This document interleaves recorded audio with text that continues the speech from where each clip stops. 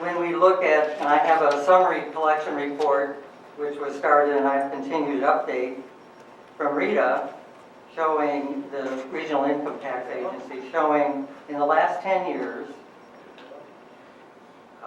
our median income tax coming in, total income tax, was set a little over $7 million. This year, and the last 3 years, we've taken in over $8 million.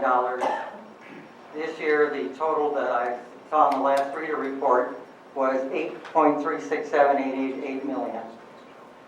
So we have over $1.3 million this year more than we've ever had, even when we had the additional 4% income tax on. So it's not like we're running low on cash. But if we increase the hiring in this city and continue to raise the salaries of everyone, then yes, it does eat more and more of the general fund. That's the reality. So I think the first thing I saw in the budget on Monday was it was included in the proposed budget that we add all these costs.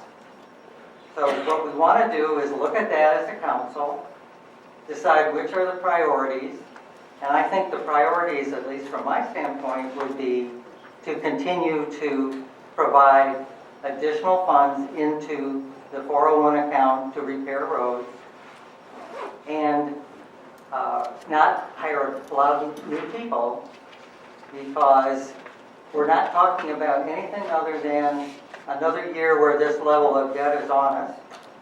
By the end of this year, we do have the opportunity to decide to allow the income tax to lapse back to 1.75%.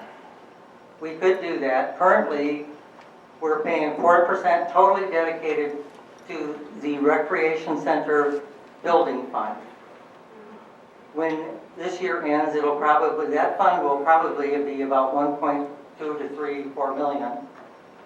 It is not, the recreation center will not be broke.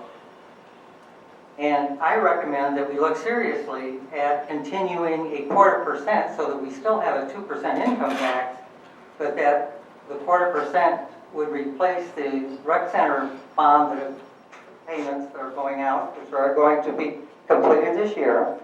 We no longer will have to pay for the rec center building after this year. And that we use that for capital improvements and we move it into a capital reserve fund. So it is my thought that we're in relatively good shape.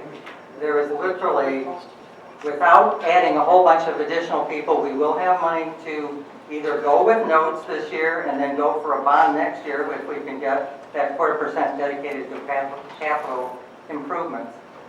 So I don't see any reason to be concerned. We have more reserves than we've ever had, and we have the opportunity to continue to pay for roads this year. We can go to notes. That's what seems to be somebody's preference here. But next year, we're going to have $1 million that's going away in debt.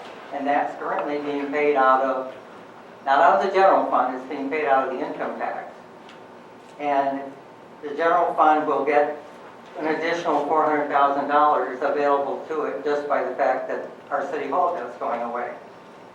So, from my standpoint, it would be extremely